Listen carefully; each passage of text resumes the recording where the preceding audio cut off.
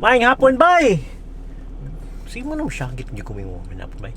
But gawas ko karon padong sa gudan din nung kay na ko gimit. Naay kanang to gani kanang bakery nga rin sa Melbourne, which is in Sunshine, nasa west side. Ako na ko sa east side. So nagahimo sila kanang kuan kanang ube custard cake, and nagahimo sad sila kanang kuan ube custard cake ug kanang ube hopya and monggo hopya pod ug man mo hopya. So ni order ko sa ilahag kanang monggo hopya ug kanang ube hopya, then ni order ko custard cake do kabuok kay tagaan mo sa Mitching. So padong ko kadto karon kay meet up 5 PM. Ang oras is 4:23. I need to be there fast kay malate niya ko. Anyway, let's go road trip to bay. So bay, nako karon sa Dandenong nya kanang naa ako diri dapit sa kaning helicopter kay nagkuha ko sa akong kuan gi-order sa Papa Bear para na sakyanan. So Papa Bear Bake Shop, ayos kayo. So here's the order. Kuan ni siya katong custard cake, di ba maklaro nya katong mga hopya. So look at that. Also finished repacking the monggo ube. Monggo ube. Okay, I finished repacking the monggo hopya, and I'm putting in the ube hopya up here because this is airtight and should be fine. Yep, let's see. Uy, ngano nag English mo kanina? Basta muni siya ang ube nga kanang hopya, muni siya ang monggo nya kanang ube ug monggo. Monggo akong ganahan pero kanin siyang ube exception. Wala siya. Nya muni siya ang among kuan.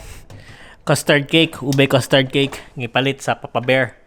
In English ko ganina nakalimot man ko, pero okay. Saan ni siya? Kalimot ko unsa ni. Uy, T-bone steak. Mag-steak na sad niya ta soon. Okay, bye. So, nanako sa balay. So, gikan ko kuan. Explain lagi kay nakalimot man ko siya. Recap for the day. Dugay ko ni mata, dugay ko ni bangon, mga unsa late. Basta late ko ni bangon pag human karon kay kanang nana ko sa balay. Mau ba? Bitay kanang today late ko ni bangon but niditso ko sa kanang kuan sa Dandenong. Gikuha to nako ang kanang order nako sa Papa Bear. Papa Bear, again as what I've said earlier, adto na siya sa Pika side, adto na siya sa Sunshine, which is mga usa ka oras ug tunga or usa ka oras away nako. 45 minutes, 1 hour, mga inana, depende sa traffic.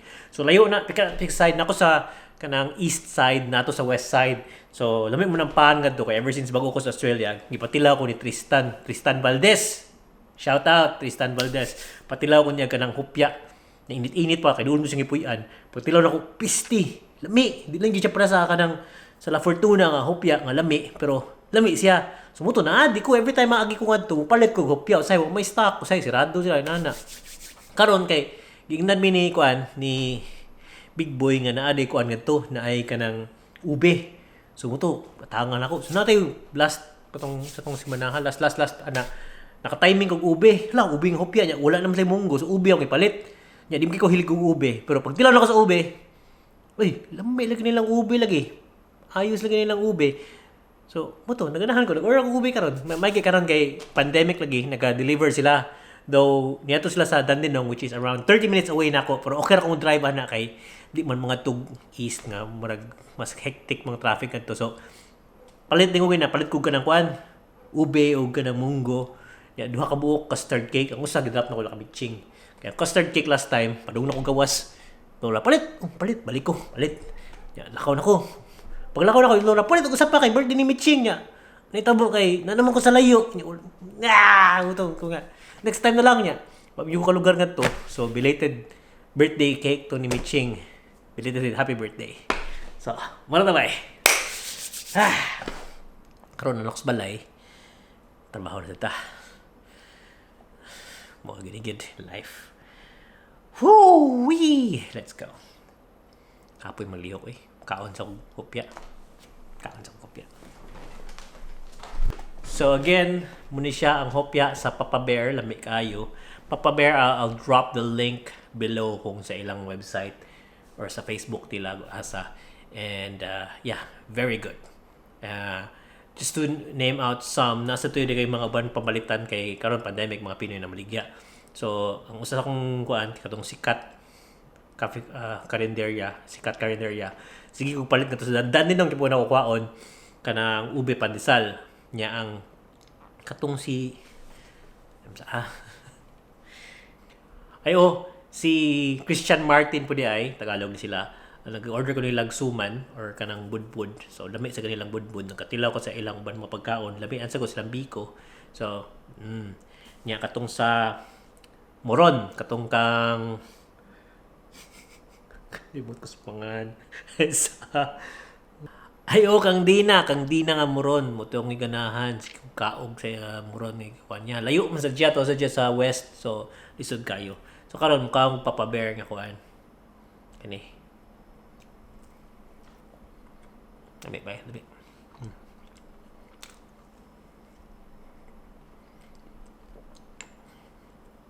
Sige. Bye-bye sa. Oh, napadito yung usa day si Queen. Katong kuan ube yama cakes ni Queen nya katong lechon naganahan gyud si Laura sa lechon. And then there's Rayan, sorry for murdering your name, but Silvanas ni Rayan lami sad to. And nasa to usag ipalitan ako sa Merinda. But anyway, the lots of foods here. Lasang Pinoy, the best sisig kay gikan man siya sa crispy pata. I tried Chad's. It's sinfully oily and good sisig also. So it's a lot of good things.